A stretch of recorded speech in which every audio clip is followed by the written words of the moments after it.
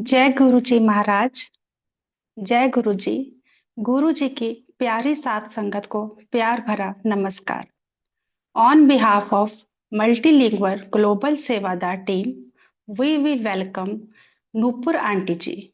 Aunty ji, आइए और गुरु महाराज जी की ब्लेसिंग्स हम सबके साथ आप शेयर कीजिए।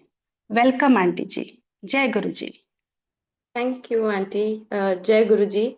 जय गुरु जी, सारी संगत जी। बार्सिलोना से मेरा प्रणाम आप सबको। और जैसे कि आप देख सकते हैं, आज गुरु जी की ब्लेसिंग्स मेरे साथ है। ये सत्संग यहाँ के सुबह 7 बजे शुरू हो रहा है।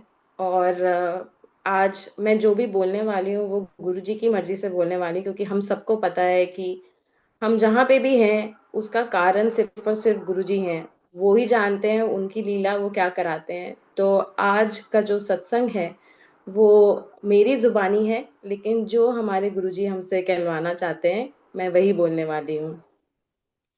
तो शुरू से शुरू करते हैं, क्योंकि गुरु जी हमेशा बोलते थे कि आप हमेशा शुरू से बताइए। तो मेरे घर में बचपन से माता रानी को बहुत मानते थे। मेरी जो नानी थी वो कंजक करती थी, और हमेशा माता का हमारे घर में बहुत प्रोमिनेंस रहा है। कहीं पे भी हमने जाना, स्कूल का एग्जाम देने के लिए हमेशा माता रानी को प्रे करके जाना। और जैसे जैसे हम बड़े हुए मेरे घर में साईं बाबा को भी बहुत मानते थे, और हमने हर साल शिरडी जाना, वहाँ पे जाके कुछ वक्त बिताना, वापस आके हमने घर पे कीर्तन कराने साईं बाबा के। और ये काफी सालों तक चलता रहा।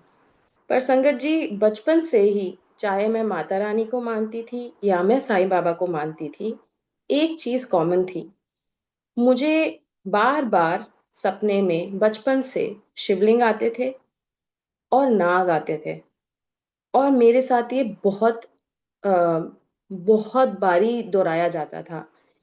मेरा कहने का मतलब ये है कि ऑलमोस्ट ऐसा होने लगा था कि हर 2 महीने में मुझे बार बार शिवलिंग के सपने आते थे।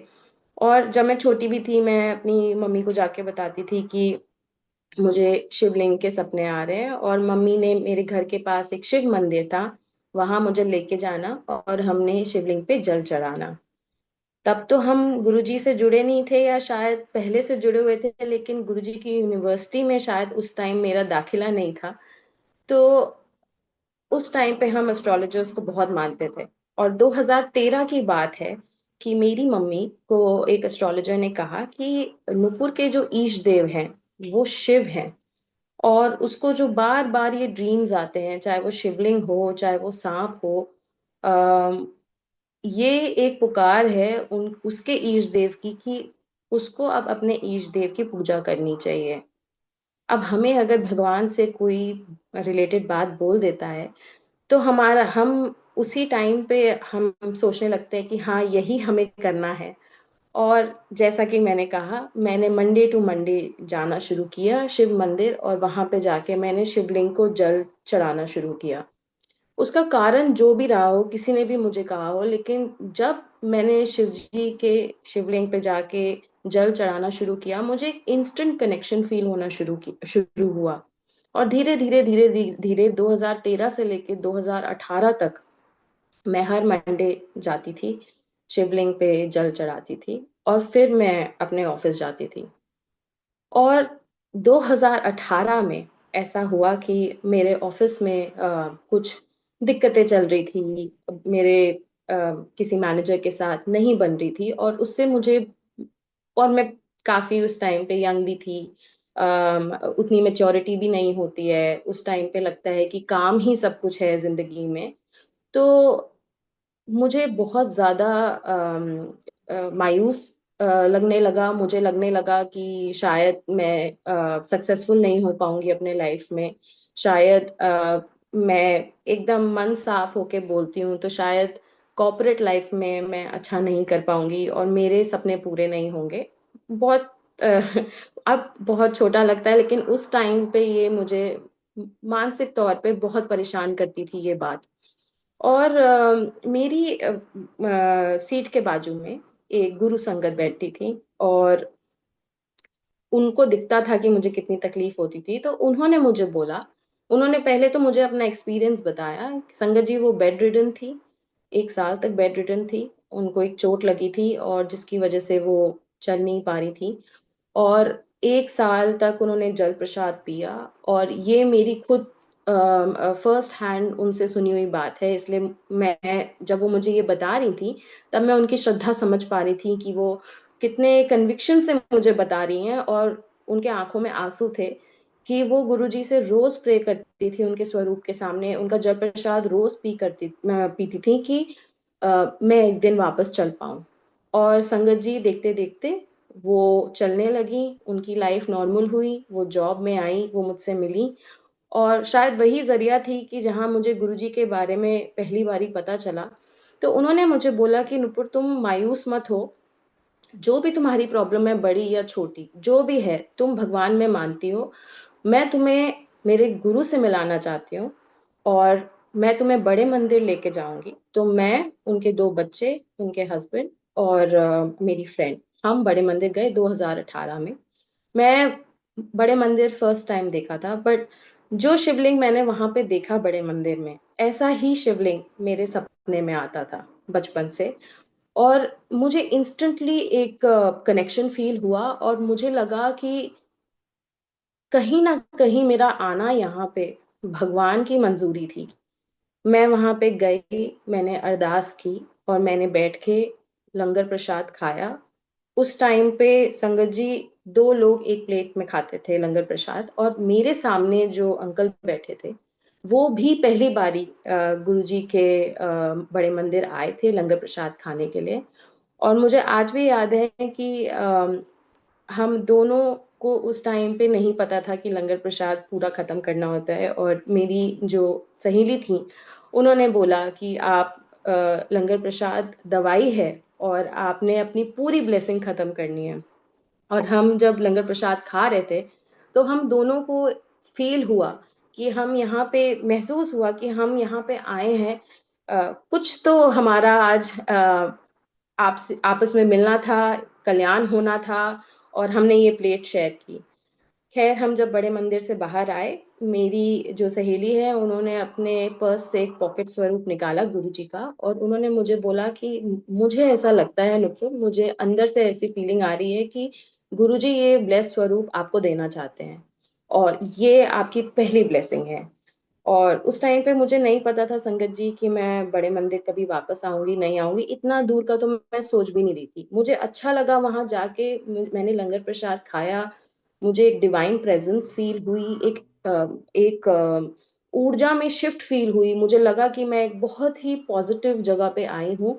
और उस टाइम पे मैं जितना सोच सकती थी उस उम्र में, मैं उस टाइम पे 26 साल की थी, और मुझे लगा कि वाह, ये तो मैं भगवान के दर पे आई हूँ, और कुछ ना कुछ तो आज मेरे साथ अच्छा हुआ, या मुझे ब्लेसिंग मिली। बस मैंने इतना ही सोचा। मैंने वो स्वरूप लिया, मैंने उस स्वरूप को अपने वॉलेट में रखा। मुझे आज भी याद है, जहाँ पे आप यूजुअली अपने फैमिली फोटो रखते हैं, वहां पे पता नहीं मेरे हमेशा मम्मी पापा की फोटो रहती थी, और आज भी रहती है। पर उस दिन मैंने वो फोटो पीछे करके गुरुजी की फोटो वहां पे लगाई, गुरुजी का स्वरूप वहां पे लगाया। और उस टाइम पे तो मैं फोटो ही बोलती थी, मैं क्षमा प्राप्ति चाहती हूँ गुरुजी, वो गुरुजी का स्वरूप ही था। और मैंने उस स्वरूप को रखा, मैंने अपना वॉलेट बंद किया, और मैं वापस अपनी जिंदगी जीने लगी। अब ताज्जुब की बात यह है कि 2018 से 2022 तक गुरुजी ने मुझे बड़े मंदिर कभी वापस नहीं बुलाया। और ताज्जुब की बात इसलिए है क्योंकि शायद उस टाइम पे मेरा यूनिवर्सिटी में एडमिशन हो गया था, लेकिन मेरी क्लासेस शुरू नहीं हुई थी। और संगत जी, मैं ये इसलिए कह रही हूँ क्योंकि जब मुझे फ्लाइट से बहुत डर लगता है, और मैं टेक ऑफ लैंडिंग में तो मैं मतलब सारे भगवानों को याद कर लेती थी। इतना मुझे, जैसे ही पायलट ने बोलना कि हम टेक ऑफ करने वाले हैं, मुझे एकदम से एक बॉडी में जकड़न फील होती है, और मुझे बहुत बेचैनी होती है। और जब हम मिड एयर भी होते हैं, अगर टर्बुलेंस हो जाए तो मेरे को काफ़ी दिक्कत जाती थी। लेकिन क्योंकि कॉलेज दिल्ली से बाहर था, आना जाना फ्रीक्वेंटली था, फिर ऑफिस की काम की वजह से बाहर बहुत जाना पड़ता था दिल्ली के, तो मैं जब फ्लाइट लेती थी, आप मानेंगे कि 2018 से 2022 तक अपने आप ही मेरे मुंह से टेक ऑफ और लैंडिंग के टाइम पे मंत्र जाप निकलता था। और ये मंत्र जाप मैंने बड़े मंदिर में सुना था। वो एक बारी जब मैं गई थी दर्शन के लिए, ओम नमः शिवाय शिवजी सदा सहाय, ओम नमः शिवाय गुरुजी सदा सहाय, ये मंत्र अपने आप मेरे मुंह से निकलता था टेक ऑफ और लैंडिंग में। इसके आगे पीछे मैं गुरुजी को कभी याद नहीं करती थी। बट जब मैं फ्लाइट में बैठती थी, मेरा अपने आप हाथ पर्स में या वॉलेट में जाता था, मैं उनका वो स्वरूप देखती थी और मैं बंद कर देती थी पर्स। मुझे नहीं पता ये क्यों था, ये शायद गुरुजी का तरीका था अपना कनेक्शन मेरे साथ बना के रखने का, या मुझे याद दिलाने का कि मेरा भी कभी वक्त आएगा उनसे वापस मिलने का। और ऐसा सिलसिला चलता रहा काफी टाइम तक। और 2022 की बात है ये, कि तब तक मेरी शादी हो चुकी थी। 2020 में मेरी शादी हुई थी। और मैं एक पंजाबी हूँ और मेरे हस्बैंड एक बंगाली हैं। अब अगर आप जानते हैं, बंगालीज में यूजली सर्वश्रेष्ठ स्थान जो होता है वो हमेशा देवी का होता है, माँ दुर्गा का होता है। बचपन से ही, चाहे वो काली माँ हो, चाहे वो दुर्गा माँ हो, चाहे वो सरस्वती माँ हो, उनके कल्चर में हमेशा उनको ही पूजा जाता है। और मैं जिस घर में गई वहां पे माँ दुर्गा और काली माँ की बहुत मान्यता है। उनके लाइफ में माँ दुर्गा की वजह से, काली माँ की वजह से बहुत मिरेकल्स भी हुए थे। इसलिए मेरे हस्बैंड का जो बिलीफ था वो बहुत स्ट्रांग था इन दोनों गॉड्स को लेके, गॉडेसेस को लेके। और तब तक मेरा ऐसा कोई कनेक्शन गुरुजी से था, बट इतना स्ट्रांग नहीं था आउटराइटसली कि मैं उनके बारे में ओपनली बात करती थी। पर 2022 में ऐसा हुआ कि मुझे शिव जी के सपने आने शुरू हुए। जो सबसे पहला सपना मुझे आया वो ये था कि मैं कैलाश पर्वत है और पूरा उसमें बर्फ ही बर्फ है, चट्टाने हैं, और पूरा शिव परिवार अ, एकदम सबसे ऊंची चोटी पे बैठे हैं। मैं शिव जी को देख पा रही हूँ, उनकी जटाओं को देख पा रही हूँ, उनको बैठे हुए उनके आसन पे देख पा रही हूँ, और मैं उस पर्वत के सबसे नीचे हूँ। और मैंने अपनी चढ़ाई उनकी तरफ जाने के लिए शुरू की है। और मेरी जो मदर है और सिस्टर है, छोटी सिस्टर है, वो दोनों कहीं चढ़ाई बीच रास्ते में है और वो धीरे धीरे चल रहे हैं, पर मैं तेज तेज नीचे से ऊपर चलना शुरू कर दिया है। और कहीं ना कहीं मिड मिड वे आके मैंने उनको उनके साथ मैं मिल गई और मैंने उनको बोला कि चलो ऊपर जाना है, शिव जी के दर्शन करने हैं। इतना हुआ संगत जी, और मेरी आंखें खुल गई। और अ, मुझे ऐसा लगा कि मैंने हमेशा शिवलिंग को देखा है। मैंने फर्स्ट टाइम ऐसा एक ड्रीम देखा जिसमें मैंने शिव जी का पूरा परिवार देखा। और मुझे ऐसा डिवाइन कनेक्शन फील हुआ कि कुछ तो है, कुछ तो मेरे जीवन में बदलने वाला है। क्योंकि मैं बहुत धार्मिक हूँ, तो मुझे हमेशा ऐसा लगता है कि भगवान ने आपको जब अपने से जोड़ना होता है, वो कोई ना कोई साइन आपको देते हैं। और और मैं सही थी संगत जी, बिकॉज ठीक 2 हफ्ते बाद मुझे एक और सपना आया जिसमें एक पंडित जी मेरे सामने खड़े थे और उन्होंने मुझे देखा और बोला कि ये 12 शिवलिंग हैं, चलो एक एक के नाम बताओ। और मैंने सोमनाथ बोला, और सोमनाथ बोलने के बाद मैंने केदारनाथ बोला। और मैंने जैसे ही बोला तो वो मेरी तरफ मुस्कुराए, और वो सपना खत्म हो गया। और मैं जब उठी तो मुझे लगा कि मैंने 12 शिवलिंग देखे। मैं तो बड़ी लकी हूँ, मेरे को भगवान मिल गए हैं। और ऐसे थॉट्स मेरे दिमाग में आए, पर मैंने 2-3 दिन बाद उस बात पे ध्यान नहीं दिया और अपनी जो नॉर्मल लाइफ है उसमें वापस मैं व्यस्त हो गई। पर 1 हफ्ते बाद मैं और मेरे हस्बैंड मुंबई गए। मेरी एक कजन मासी हैं, वो अ, बहुत मानती हैं गुरुजी में, और उनके घर में मैं गई थी उनसे मिलने के लिए। और आप जो मेरे पीछे स्वरूप देख रहे हैं गुरुजी का, ये स्वरूप उनके घर में, उनके मंदिर में था। और मैं किचन में कुछ लेने जा रही थी और बीच में उनका बहुत ही सुंदर सा उन्होंने मंदिर बनाया हुआ था। मैंने मंदिर में ये स्वरूप देखा और मैंने पता नहीं क्यों अपनी मासी को बोला कि ये गुरुजी है ना। तो उन्होंने कहा हाँ ये मेरे गुरुजी हैं। तो मैंने उनको बोला कि मैं 5 साल पहले बड़े मंदिर गई थी, मुझे जाके बहुत अच्छा लगा। और मेरी मासी ने इनके बारे में थोड़ा सा मुझे और बताया, और तब मुझे याद आ गया कि ये तो वही गुरुजी हैं जो जिनका स्वरूप मेरे पर्स में है।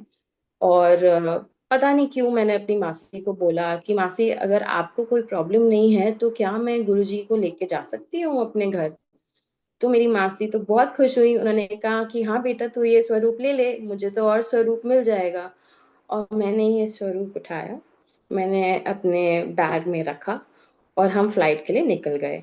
उस दिन मेरे हस्बैंड को थोड़ा सा फीवर आया था और उनकी तबीयत ठीक नहीं थी। और जब हम फ्लाइट में बैठे, हम मुंबई से दिल्ली वापस आ रहे थे, लैंडिंग के टाइम पे पीछे से एक थ्रस्ट आया, टेल विंड आई, और लैंड करते करते फ्लाइट लैंड नहीं कर पाई और सडनली टेक ऑफ होके बहुत तेज गई। और इतनी तेज गई संगत जी कि अंदर जो फ्लाइट में सब थे, और मेरे को तो वैसे ही बहुत डर लगता है, एकदम मतलब वी फ्रोज कि ये क्या हो गया इंस्टेंटली। और फिर पायलट ने अनाउंस किया कि पीछे से टेल विंड आई थी, हम फिर से ट्राई करेंगे वापस लैंड करने की। और ये स्वरूप उस टाइम पे मेरे हैंडबैग में था, हैंडबैग ऊपर पड़ा हुआ था ओवरहेड कैबिन में। और पता नहीं क्यों मुझे ऐसा लगा कि अब गुरुजी ही बचाएंगे। और आधे घंटे बाद दिल्ली के एयर ट्रैफिक कंट्रोल से जब हमें क्लियरेंस मिला, वो फ्लाइट सेफली लैंड की। और उस दिन मुझे ऐसा फील हुआ कि कोई तो बात है कि गुरुजी का स्वरूप हमारे हैंडबैग में है। ये इत्तेफाक भी हो सकता है, बट तब तक मुझे नहीं पता था कि गुरुजी हमेशा बोलते थे there is no coincidence. But मुझे ये यकीन था कि ये ब्लेसिंग मुझे इनके वजह से ही मिली है, और मैं आई और मैंने ये स्वरूप अपने घर के मंदिर में लगा दिया। अब मेरे हस्बैंड थोड़े ज़्यादा लॉजिकल हैं, ज़्यादा प्रैक्टिकल हैं, तो वो हर चीज़ जो है एक लॉजिकल एंगल से देखते हैं। और मैं बचपन से बहुत स्पिरिचुअल रही हूँ, तो मैं हर चीज़ में फेथ और बिलीफ पे ऑपरेट करती हूँ। मुझे ऐसा लगता है कि भगवान ने अगर आपको तार लगाना है तो वो आपको हर सिचुएशन में तार लगाएंगे, अगर आप रब में मानते हैं। और जब मैंने वो स्वरूप लगाया तो मैंने उनको दुर्गा माँ के बाजू में रखा। तो मैंने देखा पहले कि उनको थोड़ा-सा हेजिटेशन था, उनको ये अंडरस्टैंडिंग नहीं थी, ना वो कभी बड़े मंदिर गए थे, ना उन्होंने कभी ये सुना था। लेकिन मेरे हस्बैंड और मैं हमेशा शुरू से अपने जो भी हमारे स्पिरिचुअल गाइड्स हैं, या जो हमारा स्पिरिचुअल बिलीव्स हैं, उसको हमने हमेशा रिस्पेक्ट किया है, तो उन्होंने हमेशा रिस्पेक्ट किया। वो भी गुरुजी के सामने दिया जलाते थे। बट हम गुरुजी के बारे में बहुत बात नहीं करते थे। इन द सेंस कि मैं बड़े मंदिर जाती थी, मेरी वो जर्नी शुरू हो गई थी। और वो घर में मैं जब सत्संग करती थी, तो वो मेरे साथ सेवा करते थे, वो लंगर प्रसाद वो बनाते थे मेरे साथ, और वो पार्टिसिपेट करते थे। बट वो पार्टिसिपेशन इसलिए था क्योंकि मैं गुरुजी को बहुत मानती हूँ। उनका अभी तक कोई डायरेक्ट कनेक्शन नहीं बना था। और फिर एक दिन ऐसा हुआ, और ये हमारे जीवन का सबसे पहला मिरेकल था गुरुजी के साथ। हमारे घर में एक फोटो फ्रेम था जिसमें मेरे हस्बैंड बचपन में अपने दादा दादी के साथ खेल रहे हैं, और मेरे हस्बैंड अपने दादा दादी को बहुत मानते थे। उनके लिए वही इन अ वे रब जैसे थे। मतलब उनको हमेशा ऐसा लगता था कि उनकी एक डिवाइन प्रेजेंस उनके उनके लाइफ में है। और गुरुजी ने प्रैक्टिकल दिखाया। कोई भी और फोटो फ्रेम हो सकता था, लेकिन हमने जो पहला सत्संग किया गुरुजी का हमारे घर में, बहुत सिंपल सत्संग किया था, और मन से किया था। गुरुजी बोलते थे कि अगर आप एक चाय प्रसाद और एक बिस्किट भी रखोगे तो मैं ज़रूर आऊँगा, और उसी भाव से हमने अपना पहला सत्संग किया था संगत जी। एक चेयर रखी थी गुरुजी का, मुझे आज भी याद है, ग्रीन चोला रखा था हमने, और यही स्वरूप था गुरुजी का। कुछ फूल रखे थे, और जो हम दोनों से बन पाया, हमने चाय प्रसाद बनाया, हमने गुरुजी के लिए बिस्किट रखा, और हमने सत्संग किया। जब हमने सत्संग खत्म किया, तो उस रात को हम गुरुजी को शुक्राना करके सोने गए। अगले दिन सुबह जब हम उठे, तो वो जो फोटो फ्रेम था जिसमें मेरे हस्बैंड, मेरे मेरे अंकल और उनके दादा दादी थे, उन तीनों के बीच में एक हिस्सा था जहां पे सिर्फ दीवार दिख रही थी, और उसमें गुरुजी का पूरा हेड का और हाथ का आउटलाइन था। गुरुजी का एक स्वरूप है जिसमें वो उन्होंने वाइट चोला पहना हुआ है, और वो ऐसे अपने हाथ पे अपना सर जो है वो रेस्ट कर रहे हैं, और it was a beautiful but a very clear outline. आप देख के ही बता सकते थे कि ये गुरुजी की ही महिमा है, और ये गुरुजी का ही पूरा का पूरा अंश है। और जब मैंने और मेरे हस्बैंड ने सुबह देखा, पहले उन्होंने ही नोटिस किया, क्योंकि जब उस दीवार से क्रॉस करते थे तो वो हमेशा सुबह रुक के देखते थे, खुश होते थे, याद करते थे अपने दादा दादी को। और जब उन्होंने ये देखा, उन्होंने ही मुझे बताया कि नुपुर तुम आओ और ये देखो क्या है। और उस दिन उनको भी ये लगा कि नहीं, ये कोई नॉर्मल बात नहीं है, और प्रैक्टिकल उन्होंने देख लिया था, लॉजिकल वो हैं, तो उनको लगा कि कोई तो बात है, कि मुझे भी बड़े मंदिर जाना चाहिए। और तब हमने बड़े मंदिर जाना शुरू किया। अब जब मैंने कहा था कि मेरी जर्नी बड़े मंदिर जाने की मेरे हस्बैंड से पहले शुरू हो गई थी, तो यहाँ पे एक बहुत ज़रूरी बात मैं बताना चाहती हूँ कि जब मैंने वो स्वरूप गुरुजी का रखा अपने मंदिर में, उस टाइम पे मैं जिस कंपनी में काम करती थी, वहाँ पे एक गुरु संगत थी। मैंने 1.5 साल वहाँ पे काम किया और मैं नोटिस पीरियड पे थी, पर वो 1.5 साल उन गुरु संगत से मैंने कभी बात नहीं की, क्योंकि हमारे काम अलग थे। रोज की बातचीत हो नहीं पाती थी, और कोई कॉमन टॉपिक भी नहीं था। बट मैं जब आती थी तो मैं हमेशा उनके वर्क स्टेशन पे मैं या तो गुरुजी का स्वरूप देखती थी, या वो किसी से भी गुरुजी के बारे में अगर सत्संग शेयरिंग कर रही होती थी, मेरे कान पे वो सत्संग पड़ता था। पता नहीं क्यों मुझे ऐसा लगा कि मैंने गुरुजी का स्वरूप घर पे रखा है, मुझे बड़े मंदिर मैं एक बार ही गई हूँ, मुझे फिर से जाना चाहिए। मैंने बहुत सोचा, फिर एक दिन पता नहीं क्यों मैं एक मीटिंग खत्म की, और मैंने अपनी इन कोलीग, तब कोलीग और अब बहुत अच्छी सहेली, और तब मैंने उनको जाके बोला कि पारुल आप बहुत मानती हैं ना इन गुरुजी में। तो उन्होंने मुझे एक बारी देखा कि 1.5 साल इसने मुझसे बात नहीं की, और ये मुझसे बात करने आई है। बट कहीं ना कहीं उनको अब वो बताती है कि उनको भी लगा कि नहीं, ये मेरे पास अगर गुरुजी की बात करने आई है तो बिल्कुल।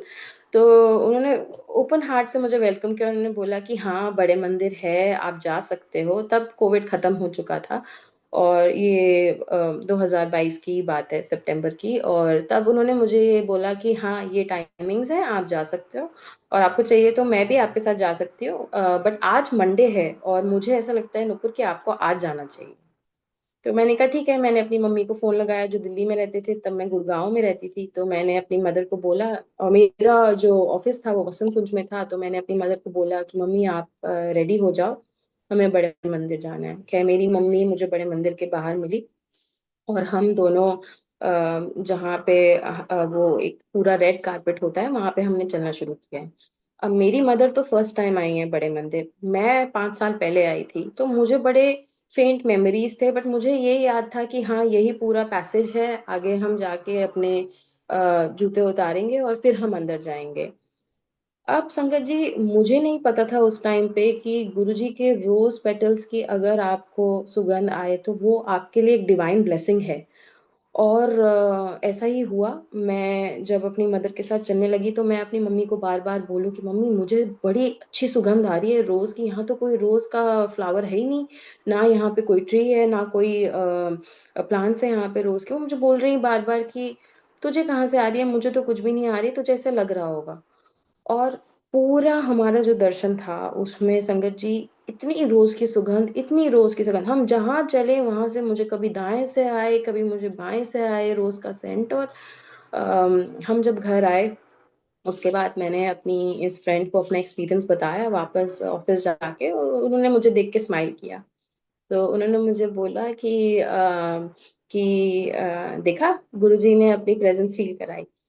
तो मुझे पता नहीं उनको याद है या नहीं, मैं बड़ी अमेज थी और एकदम सरप्राइज थी कि ऐसा कैसे हुआ, तो या ये क्या बोल रहे हैं। तो फिर उन्होंने मुझे बताया कि अगर गुरुजी अपनी डिवाइन प्रेजेंस फील कराते हैं तो रोज पेटल्स की खुशबू उन्हीं का एक अंश है। और मुझे इस बात की बड़ी तसल्ली हुई कि वाह, मेरा तो एडमिशन हो गया है इस यूनिवर्सिटी में, अब गुरुजी जो हैं मेरे पे ध्यान देते हैं। तब तक मेरी पूरी क्लेंजिंग नहीं हुई थी, तब तक मैं नई संगत बनी थी उसी टाइम। मैं मानती हूँ कि मतलब नई संगत बनी थी, मुझे नहीं पता गुरुजी से मैं कब से जुड़ी हुई हूँ। और फिर इस इंसिडेंट के बाद जब वो मेरेकल हुआ तो मेरे हस्बैंड ने भी मेरे और मेरी मम्मी के साथ बड़े मंदिर जाना शुरू किया। अब जैसे मैंने आपको बोला कि मैं इस कंपनी में नोटिस पीरियड में थी। एक दिन मुझे हमेशा था कि मुझे बाहर आना है, विदेश जाना है, एक एक्सपीरियंस करना है, एक इंटरनेशनल रोटेशन। मेरे को हमेशा लगता था कि मेरी नौकरी से हम बाहर जाएँगे, क्योंकि मेरे हस्बैंड मेरे अंकल को कभी इंटरेस्ट नहीं था जाने का। वो हमेशा बोलते थे कि नहीं, इंडिया ही अच्छा है। और मैं मानती हूँ कि इंडिया बहुत अच्छा है, बट मुझे ये भी लगता है कि आप अलग-अलग एक्सपीरियंसेस से ग्रो करते हो। तो मेरे को हमेशा लगता था कि अरे, मुझे कभी मौका मिले तो हम कुछ साल ज़रूर होके आएँगे। और एक दिन मुझे मेरे हस्बैंड का फ़ोन आया कि हमारी ट्रांसफ़र बार्सिलोना हो रही है। अब मेरे हस्बैंड का मेरे अंकल का दूर-दूर तक ऑफ़िस का जो है लेना-देना बार्सिलोना से नहीं था। एक छोटा-सा ऑफ़िस था यहाँ पे। अगर कहीं हमारी पोस्टिंग आती तो वो थाईलैंड आती।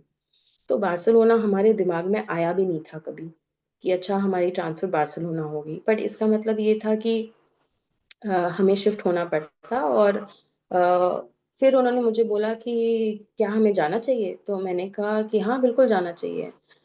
और तब संगत जी, मैं घर आई, मैंने गुरुजी के सामने प्रे किया कि गुरुजी, ये आपका मिरेकल है क्या? आप बार्सिलोना भेज रहे हैं हमें।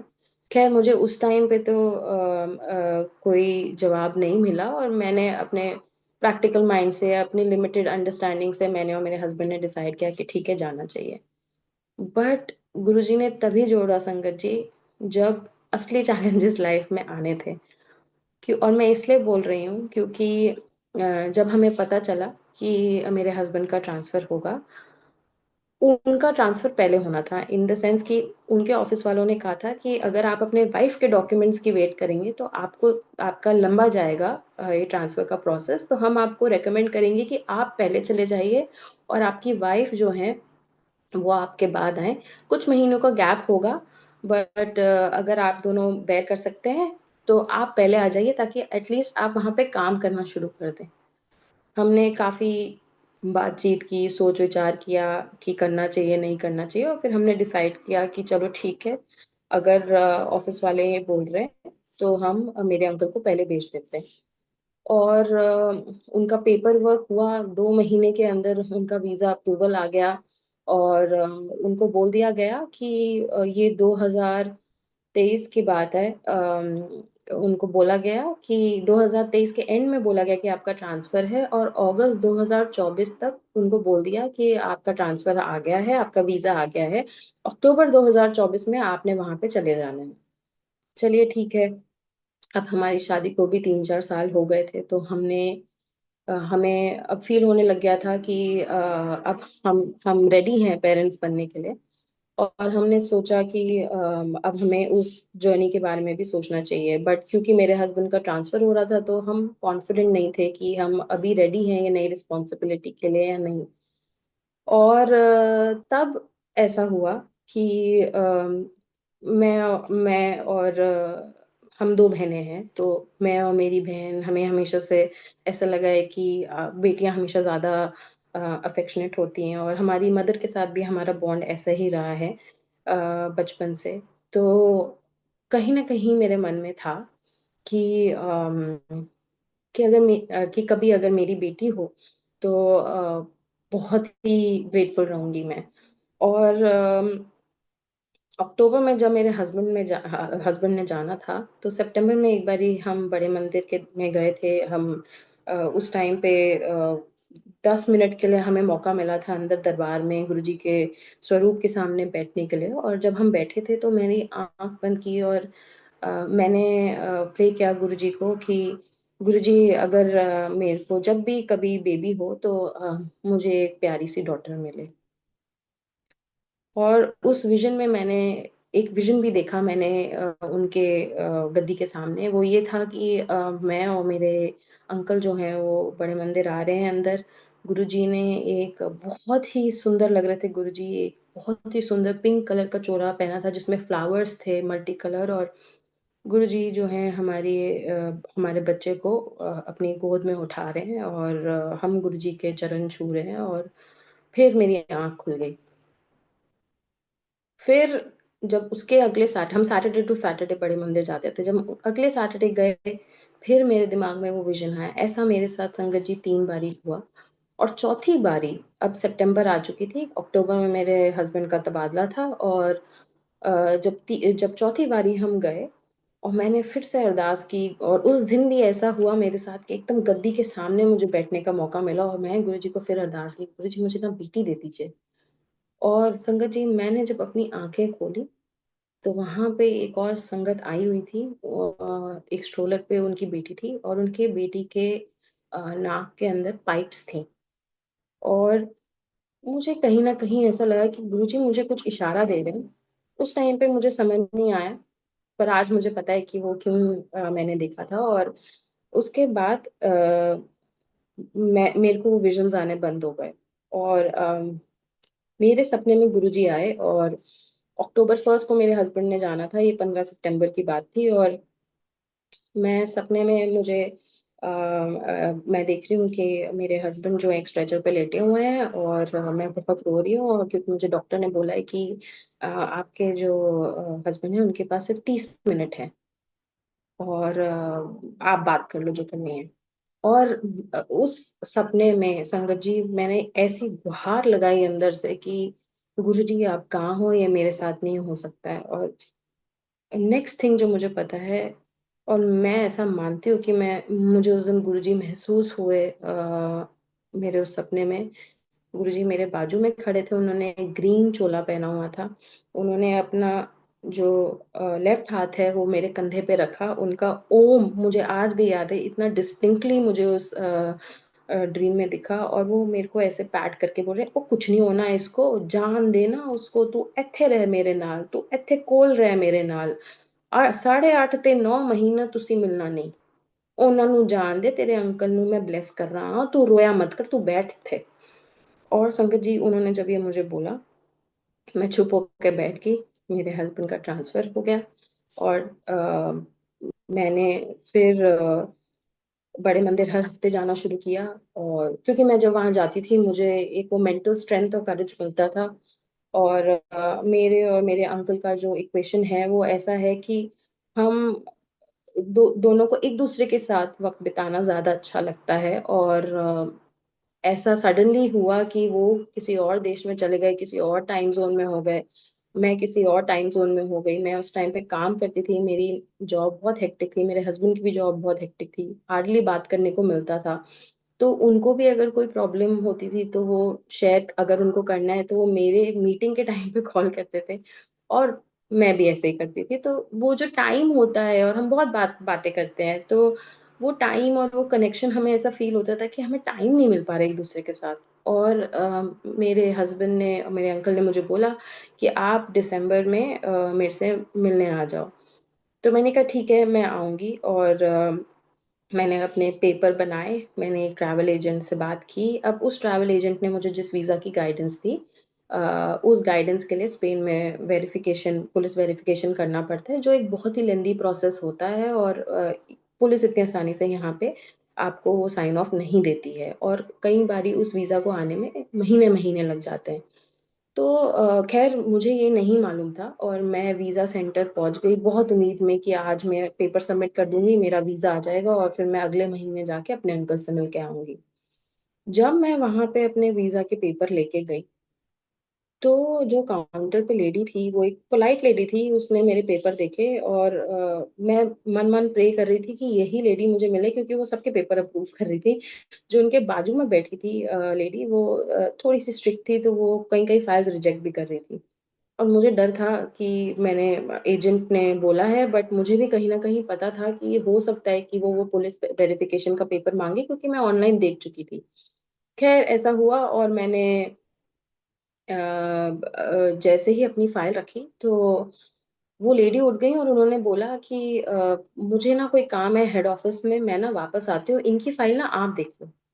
और वो स्ट्रिक्ट लेडी ने मेरा फाइल ली और उन्होंने मेरे डॉक्यूमेंट खोले, और उन्होंने जैसे ही संगत जी मेरे पेपर वर्क खोला, पहले 3 पेपर देखे, वीजा टाइप देखा, और फिर उन्होंने मुझे डांट लगा दी। और उन्होंने मुझे डांट नहीं लगाई, उन्होंने मुझे फटकार लगा दी कि ये गलत पेपर है, आप कहाँ से लाए हो, आपको तो टूरिस्ट वीजा पे जाना है, आपका रिजेक्ट हो जाएगा, आप नहीं जा सकते। और जब उन्होंने ये बोला तो मेरे तो आंसू आने शुरू हो गए, और मैंने गुरुजी को बोला कि गुरुजी मुझे पता है आप मेरे साथ आए हो, मुझे नहीं पता, मुझे जाना है स्पेन, आप मेरा वीजा लगाओ, मुझे नहीं पता आप कैसे करने वाले हो ये।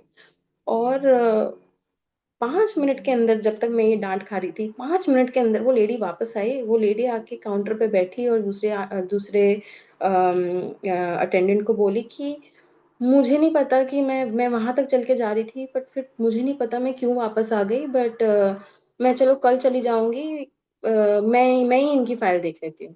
और उन्होंने मेरी फाइल ली, उन्होंने देखी, और तब तक मैं आंसू आंसू हो चुकी थी। मैंने उनको बोला कि मुझे मेरे अंकल से मिलना है, आप प्लीज मेरी मदद करो, मैं अभी हाथों हाथ बुकिंग्स कर देती हूँ होटल की, आप मेरा टूरिस्ट वीजा लगा दो। उन्होंने पेशेंटली मुझे हेल्प किया संगत जी, आधा घंटा एक्स्ट्रा उन्होंने लगाया, एक एक पेपर उन्होंने मेरा सॉल्व करवाया। और ऑल दिस वाइल मुझे एक सुगंध आती रही मेरे आसपास, वो सैंडलवुड की सुगंध थी, और उस एरिया में दूर दूर तक कोई इंसेंस नहीं था, कोई डिफ्यूजर नहीं था। बट मुझे ऐसा फील हो रहा था उस रूम में कि गुरुजी है, और मेरा आज वीजा लगेगा। मेरी फाइल सबमिट हुई। जब मेरी फाइल सबमिट हो गई, उसके बाद मेरी मेरी जो होटल बुकिंग थी, उस होटल वाले ने मेरे को ईमेल किया कि उन्होंने मेरी बुकिंग कैंसिल कर दी है। अब मैं इस असमंजस में थी कि मैं बोलूं या ना बोलूं, एम्बेसी को कॉल लगाऊं या नई बुकिंग भेजूं, क्या करूं। और मैंने गुरुजी के स्वरूप के सामने चिट रखी, शुड आई से और शुड आई नॉट से। और तीसरी चिट थी, गुरुजी विल हैंडल इट। और जब मैंने तीनों चिट फेंकी तो उसमें आया गुरुजी विल हैंडल इट। मैं चुप बैठी रही, मेरा वीजा आया, मैं आराम से स्पेन गई। और जब मैं स्पेन गई और मैंने सिक्योरिटी क्रॉस की, मैं अपना जल प्रसाद साथ में लेके गई थी, क्योंकि मैं अपने अंकल के यहाँ जल प्रसाद छोड़ के जाना चाहती थी, क्योंकि मैं 3 हफ्ते के लिए गई थी। और मेरे अंकल जब यहाँ मूव हुए थे, सीजन चेंज की वजह से बहुत बीमार पड़ते थे, और उनको भी अब मालूम था कि अगर जल प्रसाद वो पियेंगे, कहीं ना कहीं उनको भी मेंटली फील होता था कि वो ठीक हो जाएंगे। खैर मैं जब सिक्योरिटी गई तो उसने मेरे से सारी वाटर वाटर बॉटल्स निकलवा दी। सिर्फ एक ये जल प्रसाद की बॉटल थी जो मैंने बैग में छुपा के रखी थी। मैं गुरुजी को अरदास की, गुरुजी प्लीज आप सिक्योरिटी से निकलवा दो। वो बॉटल ना डिटेक्ट हुई, और ना उसने बाकी सारी बॉटल्स मुझसे क्रश करा दी, एक वही बॉटल आराम से निकल गई और मैं जल प्रसाद ले आई। अब यहाँ तक तो कॉम्प्लिकेशंस बड़ी नहीं थी। असली कॉम्प्लिकेशन शुरू हुई जब मेरा डिपेंडेंट वीजा शुरू हुआ। पहले मेरे को 3 महीने लग गए अपना सारे ऑफिशियल डॉक्यूमेंट्स पे एड्रेस चेंज कराने के लिए। बट फिर मैरिज सर्टिफिकेट बनवाने में मुझे बहुत दिक्कत आई, क्योंकि इंडिया में मैरिज सर्टिफिकेट एक पर्टिकुलर टाइम तक वैलिड होता है, और इनफैक्ट एक टाइम नहीं, लाइफ टाइम वैलिड होता है। और यहाँ पे जो रूल है वो ये है कि आपको मैरिज सर्टिफिकेट, अगर आपको वीज़ा चाहिए, सबमिट करना होगा which is not older than 3 months. अब वो निकलवाने में बहुत दिक्कत जा रही थी, 5 महीने से मेरे वीज़ा की फाइल आगे नहीं बढ़ रही थी। और वीज़ा वालों ने भी हाथ खड़े कर दिए थे कि हमें नहीं मालूम इंडिया का क्या प्रोसेस है, आप खुद देख लीजिए। और मैंने बड़े मंदिर जाना, गुरुजी के स्वरूप के सामने रोना कि गुरुजी मुझे तो जाना है, आपने कहा था 8.5 महीने हैं, आप मुझे भेजो, मुझे नहीं पता आप कैसे भेजोगे। और एक दिन इनके स्वरूप के सामने जब मैं रो रही थी तो मुझे अंदर से एक आप टेलीपैथी बोल लो, आप एक फीलिंग बोल लो, गुरुजी का गाइडेंस बोल लो, मुझे ऐसा लगा कि मुझे अपने मामा को फोन करना चाहिए जो गुड़गांव में रहते थे, और मैंने उनको अपनी ये प्रॉब्लम शेयर की। और वो मेरे साथ गए स्पेशली, और पता नहीं कैसे पहले उस इंस्पेक्टर ने मना कर दिया, और फिर 5 मिनट के बाद वो बाहर आया, उसने बोला चलिए ठीक है, मैं आपका सर्टिफिकेट बना दूंगा, डायरेक्ट नहीं बन सकता बट मैं ये एक एडिशनल एनेक्स्ट्रा दे दूंगा आपको। और वो पूरे टाइम हम खड़े रहे उस दरवाजे के बाहर। मुझे ऐसा लगता रहा कहीं ना कहीं कि ये जो काम है ये गुरुजी ने ही कराया। कि और मैं इसलिए बोल रही हूँ संगत जी, क्योंकि मुझे फिर से ऐसा फील हुआ कि कहीं ना कहीं गुरुजी जो है मेरे साथ हैं। मैं घर आई वापस, मुझे एक मैसेज आया कि करा देता ना तेरा काम, तो टेंशन ना लिया कर। चलिए ठीक है। 5 महीने में मेरा सारे डॉक्यूमेंट्स बन गए। गुरुजी ने बोला था कि 8.5 से 9 महीने हम नहीं मिलेंगे।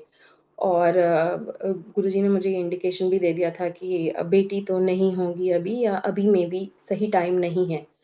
और अगर आप देखेंगे 8.5 से 9 महीने एक नॉर्मल प्रेगनेंसी का ड्यूरेशन भी होता है। अब मैं ये बोल सकती हूँ कि अब मैं डॉट्स कनेक्ट कर पाती हूँ। उस टाइम पे ये सब इंडिविजुअल इवेंट्स थे हमारे लाइफ में। और फिर मेरे जाने की बारी आई। अब जब मेरा वीजा आ गया, मेरा पासपोर्ट बन गया, सब हो गया। थर्सडे का दिन था। मैं और मेरी मदर बड़े मंदिर गए। ये जनवरी की बात थी। और मेरे एक कजन मामा हैं, वो बड़े मंदिर में कई बारी सेवा करते हैं। पर ताज्जुब की बात है, इतने साल में हम कभी बड़े मंदिर में नहीं मिले हैं। मैं उस दिन अपना पासपोर्ट ब्लेस कराने लेके गई थी, उस वीजा सहित।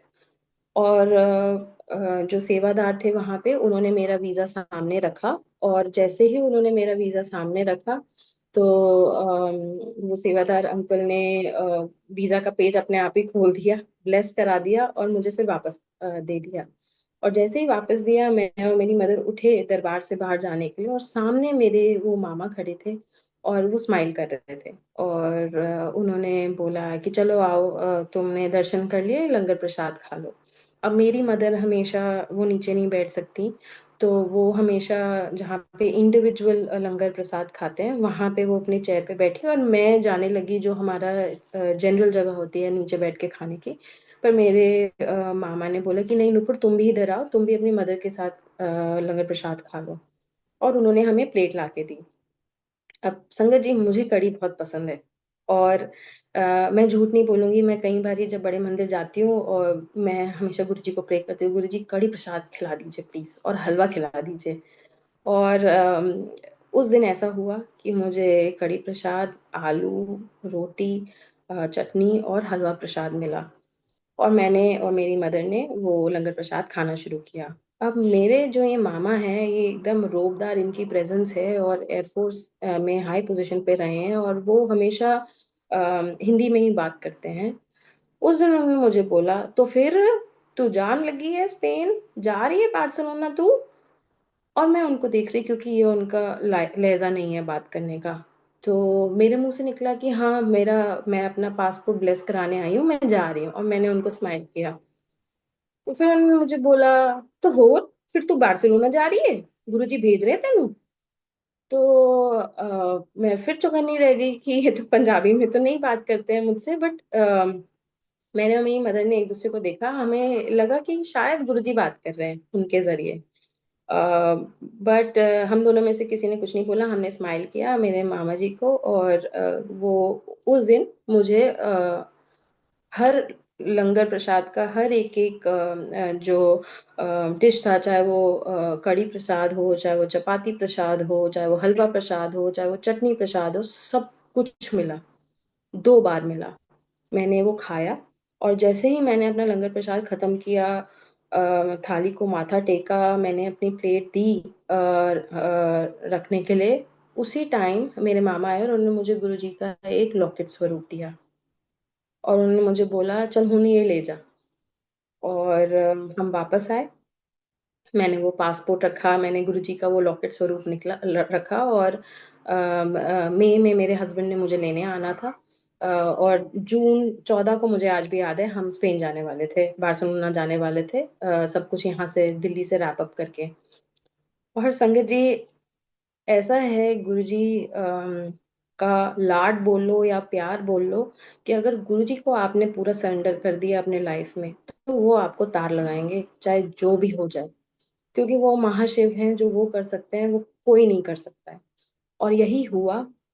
अम, मैंने अपना पासपोर्ट उठाया, अपने डॉक्यूमेंट्स उठाए, सब कुछ मैंने तैयारी करके रख ली पेपर वर्क के लिए। अब मुझे आज भी याद है, 4 मई को मेरे हस्बैंड ने आना था।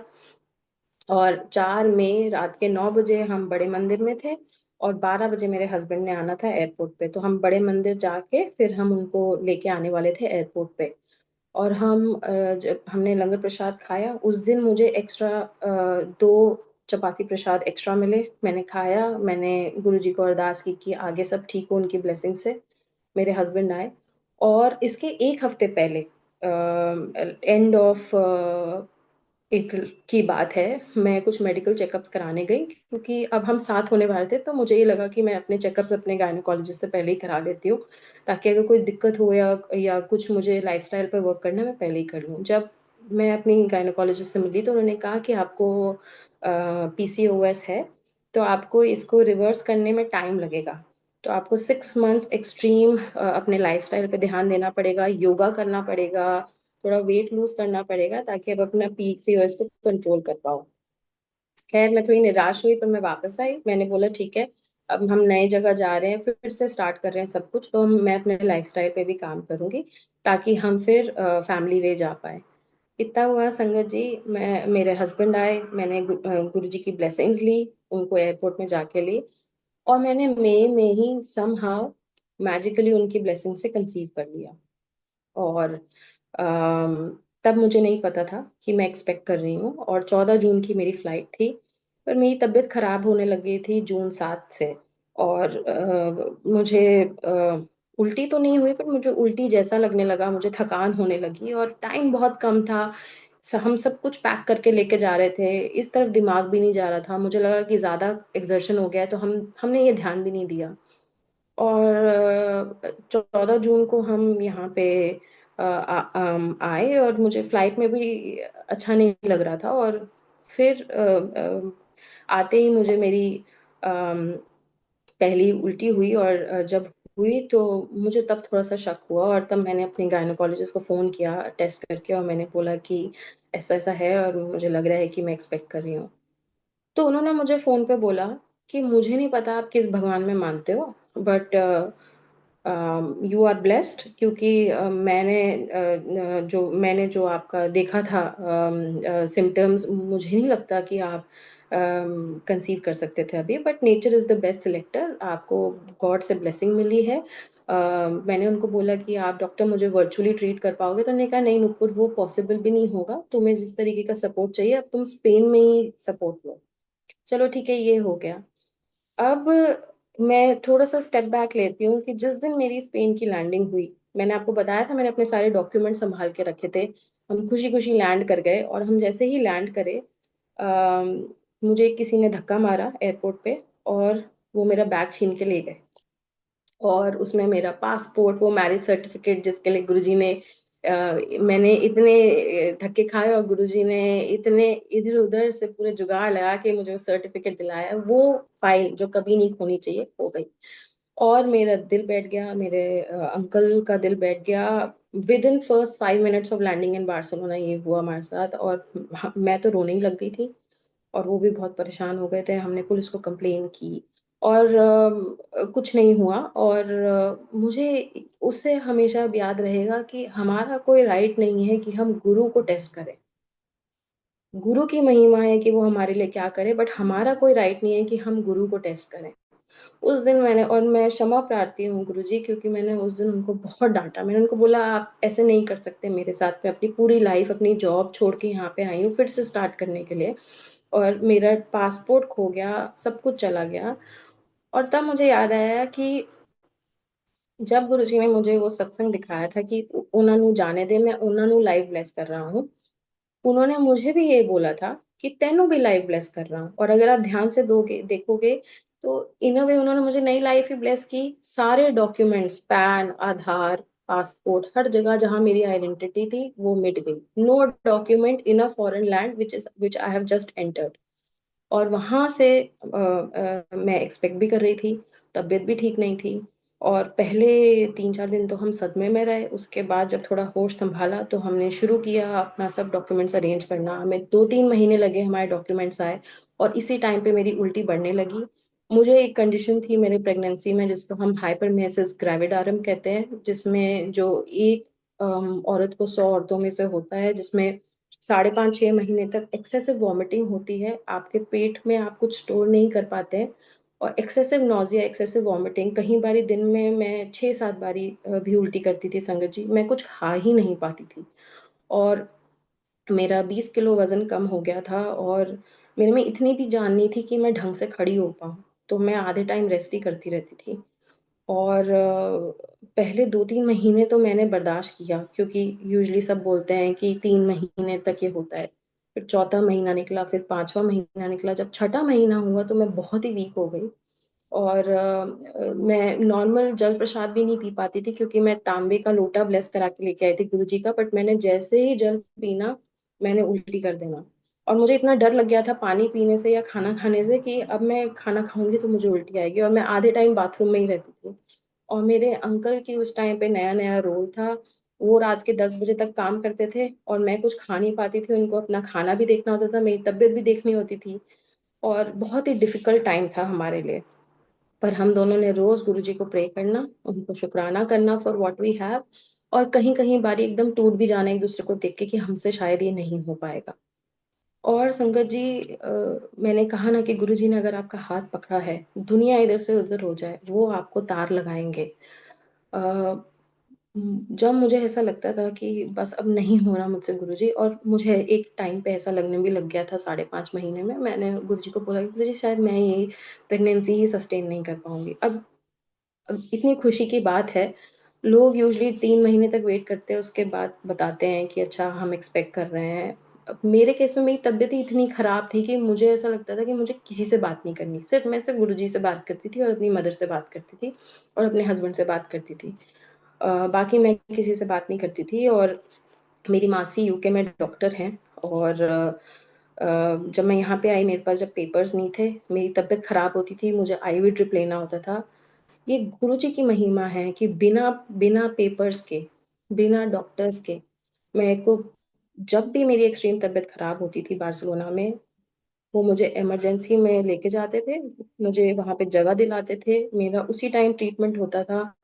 जब मैं बीमार पड़ती थी, मेरी अपने आप मासी का कॉल आ जाता था मुझे, वो मुझे कंपाउंड का नाम बताती थी कि तू जा कि अपने अंकल को भेजो, और केमिस्ट में जाके ये कंपाउंड मांगो। और ऐसा मेरा ट्रीटमेंट बिना किसी डॉक्टर के पहले 4 या 5 महीने चला संगत जी। और ये बहुत डिफिकल्ट टाइम था, एक ऐसी कंट्री में जहाँ पे हम लैंग्वेज नहीं जानते हैं, यहाँ पे इंग्लिश ज्यादा नहीं बोली जाती, ट्रांसलेट करने में दिक्कत होती है, बट लोगों ने मदद की, और हर जगह से मदद आई, चाहे वो मेडिकल हो चाहे वो नॉन मेडिकल हो, हर जगह से गुरुजी ने मदद दिलाई हमें। और उसके बाद एक दिन, जब बहुत मेरी तबीयत खराब हो गई थी, मैं वॉशरूम में, मुझे आज भी याद है, मैं वॉमिट करने गई और मैं गिर गई वीकनेस से, और मैं गुरुजी को बोला कि गुरुजी अब नहीं हो रहा, अब मैं सच्ची में अति हो गया, मैं नहीं कर पाऊंगी, और मैं रोने लग गई उस रात। और मैंने बोला कि अगर मैं बड़े मंदिर आ सकती हूँ गुरुजी, मेरे को बड़े मंदिर बुला लो, मुझे ना चाय प्रसाद खिलाओ, मुझे ना ठीक कर दो प्लीज, मुझे खाना खाना है, मैंने बहुत महीनों से खाना नहीं खाया, मैंने पानी नहीं पिया। और उसके बाद गुरुजी ने ये चमत्कार दिखाया कि उस रात अ, मेरे को गुरुजी सपने में आए, बड़े मंदिर में। उन्होंने रेड चोला पहना हुआ था, और उसमें उन्होंने मुझे बोला चल बैठ। और मैं उनके सामने बैठी, और मैं जैसे ही उनके सामने बैठी, तो उन्होंने मुझे बोला चल चाय प्रसाद पी। उन्होंने मुझे चाय प्रसाद दिया, उन्होंने मुझे 2 समोसे दिए और एक लड्डू दिया मोतीचूर का, मैंने वो प्रसाद खाया। और संगत जी, मैं जब सुबह उठी तो मेरी उल्टी कम हो गई थी, 2 दिन के अंदर मेरी कंडीशन ठीक हो गई थी, मैं खाना खाने लगी, मैं पानी पीने लगी, और मेरी बाकी की प्रेगनेंसी जो है वो एकदम ठीक निकलने लगी। 1 सेकंड संगत जी, मैं 1 सेकंड के लिए म्यूट।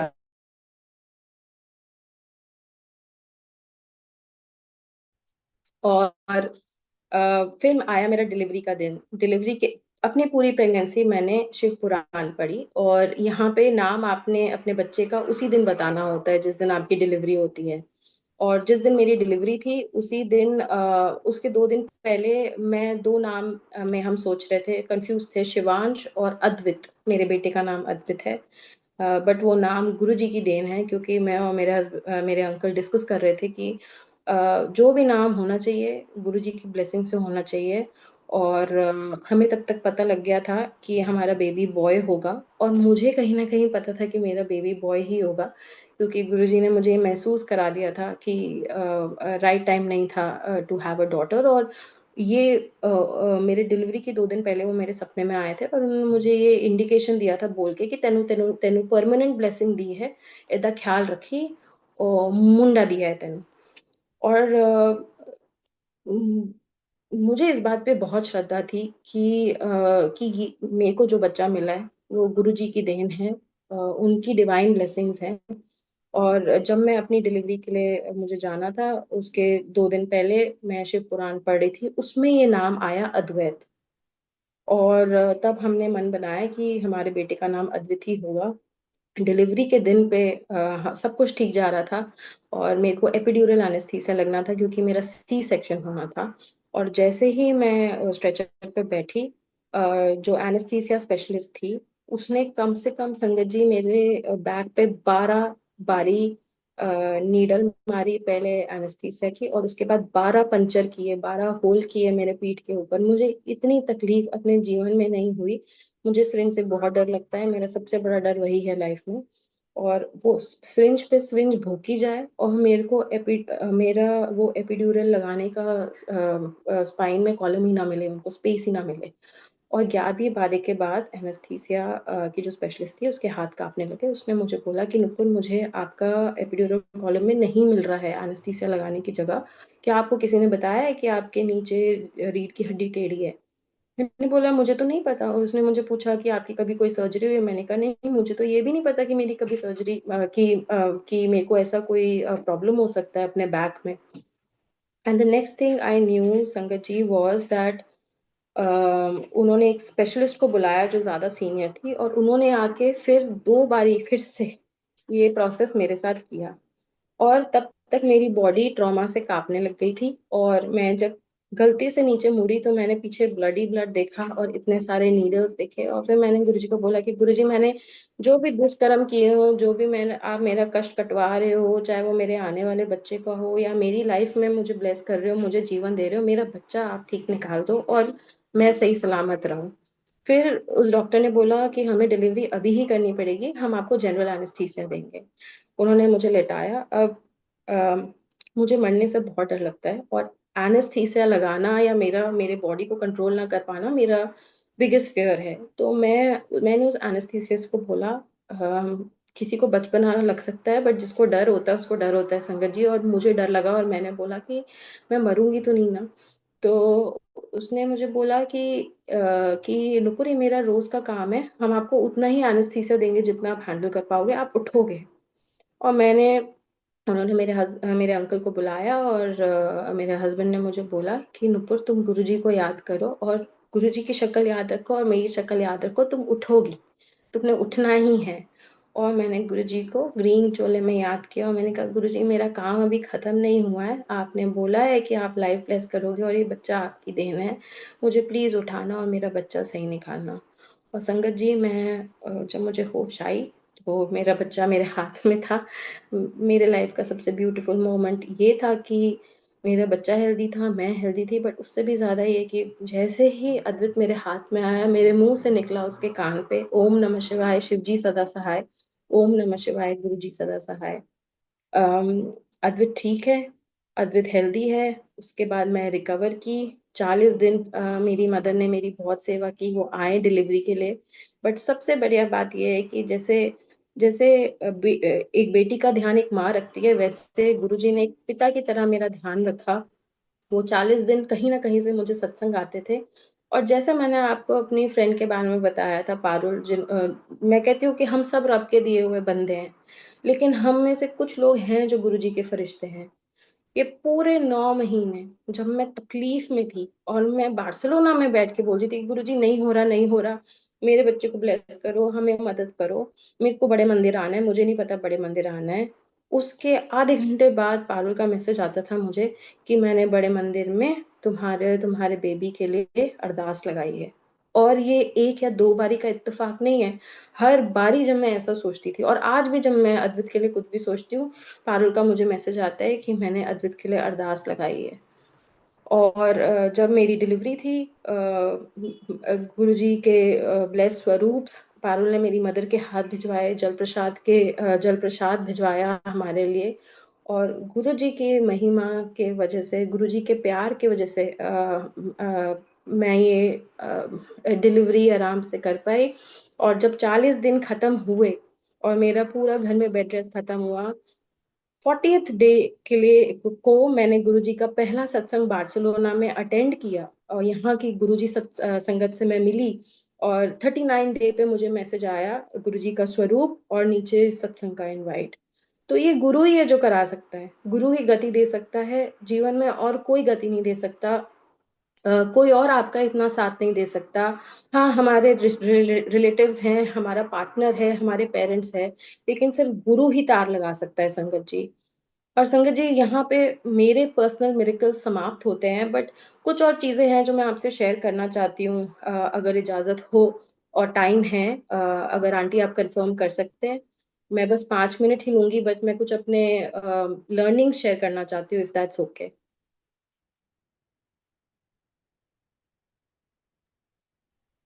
आंटी, आंटी आप अपना सत्संग शेयर कीजिए। धन्यवाद। जय तो गुरु जी। जय गुरु जी।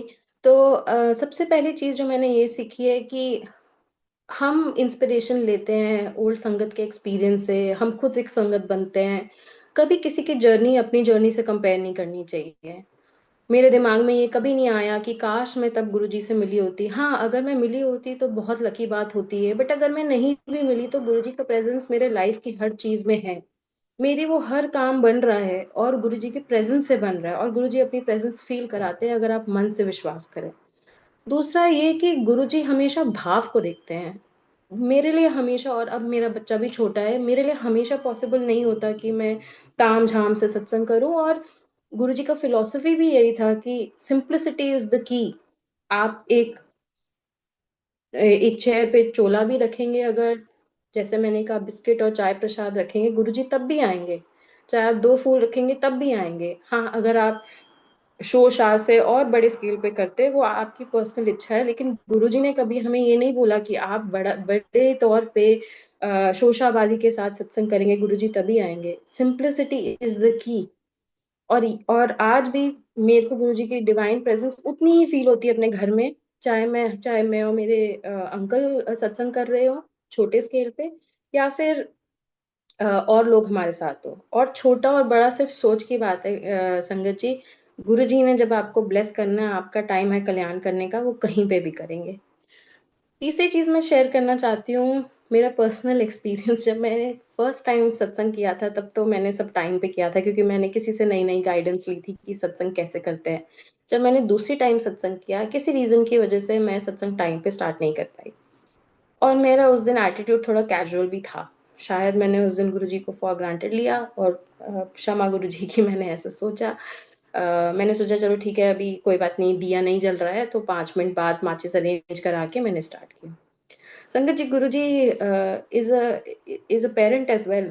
आप जो भी सोचें, अगर आप गलत हैं तो गुरुजी आपको वापस आपके सही रास्ते पर लेके आएंगे। वेलकम बैंड के बाद सबसे पहला शब्द बजा, मीठे लग दे गुरुजी तेरे बोल।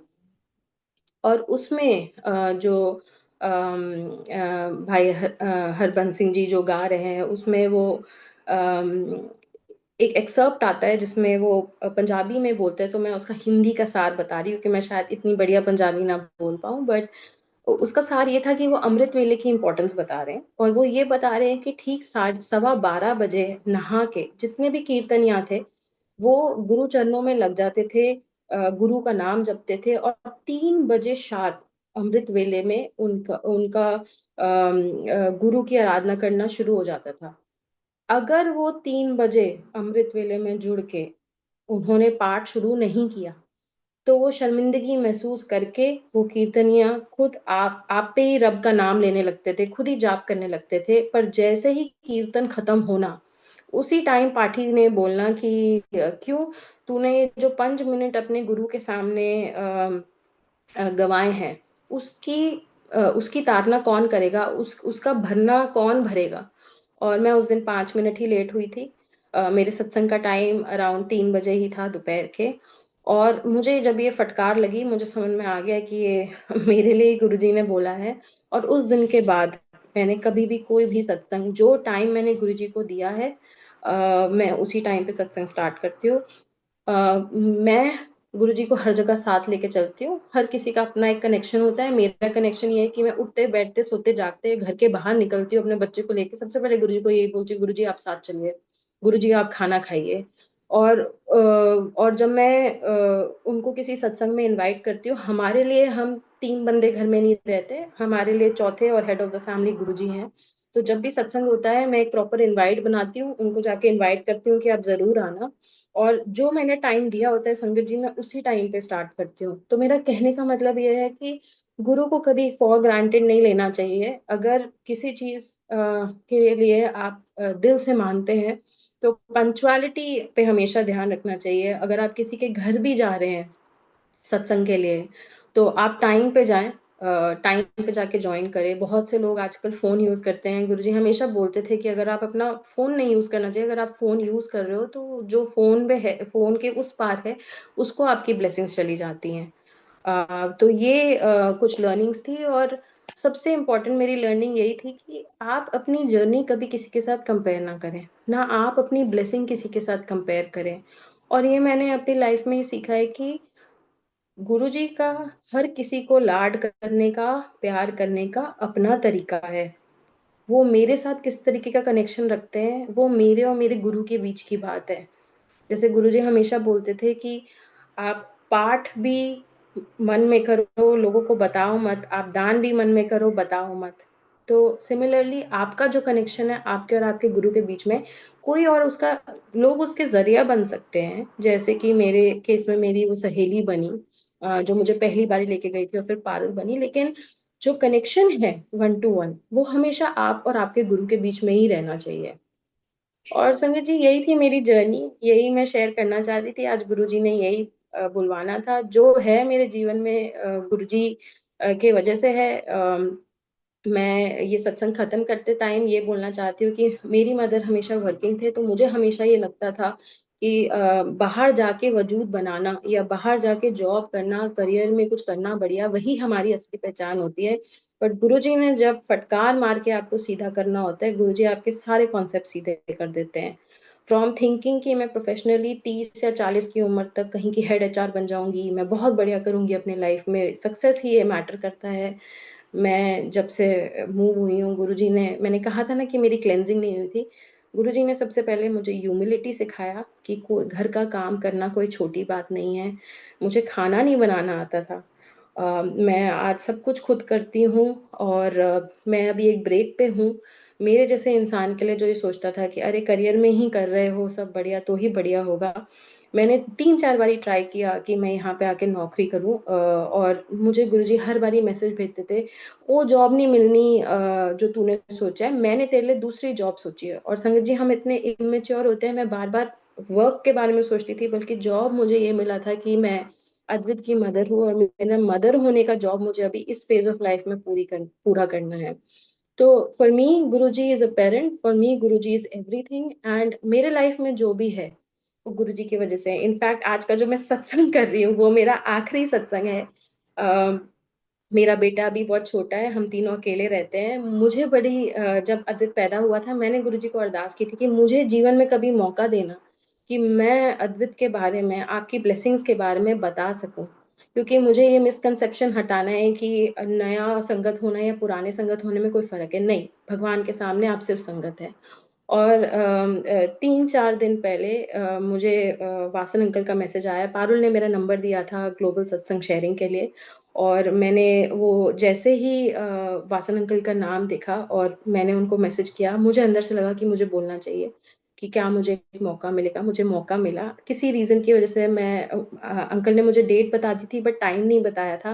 किसी रीज़न से हम दोनों के बीच में बात नहीं हो पा रही थी। आज 4:30 बजे सुबह मेरा बेटा उठा और वासन अंकल का कॉल आया हुआ था कि आपका सत्संग आज है।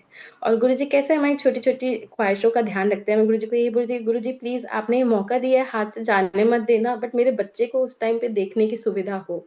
और मेरा बच्चा आराम से सो रहा है। मैं शांत दिमाग से सत्संग कर पाई और मैं बहुत शुक्रगुज़ार हूँ इस मालिक का कि उन्होंने मुझे ये मौका दिया, हमारा ध्यान रखा। आप जुड़े मेरे साथ मेरा सत्संग सुनने के लिए और बहुत-बहुत शुक्रिया वासर अंकल का ज़रिया बनने के लिए और पारुल का कि उसने मुझे एनकरेज किया कि मुझे अपना एक्सपीरियंस शेयर करना चाहिए।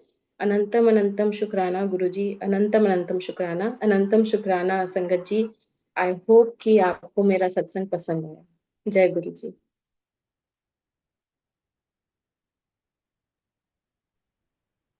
जय गुरु जी आंटी जी। आंटी जी आपका सत्संग बहुत ही प्यारा, दिल को छूने वाला। हर बार लग रहा जैसे गुरु जी हम सब के साथ यहीं बैठे हुए हैं। शुक्राना गुरु महाराज शुक्रिया। का। इतना अमृत रस मिला ना, जैसे वो शब्द है ना, अमृत रस कीर्तनो कोई विरला विरला पीवे। बस वही भाव आ रहा था आपके सत्संग से। शुक्राना गुरु महाराज का। आपको इतनी सारी ब्लेसिंग्स दिया ना गुरु महाराज ने आपके बेटे के रूप में। शुक्राना गुरु महाराज का। सबको गुरु महाराज ऐसे ही खुश रखें। शुक्राना गुरु महाराज का। आइए संगत जी, शुक्राना। अब हम गुरु महाराज से आज्ञा लेते हैं। जय गुरु जी। शुक्राना गुरु जी। जय गुरु जी, शुक्राना गुरु जी।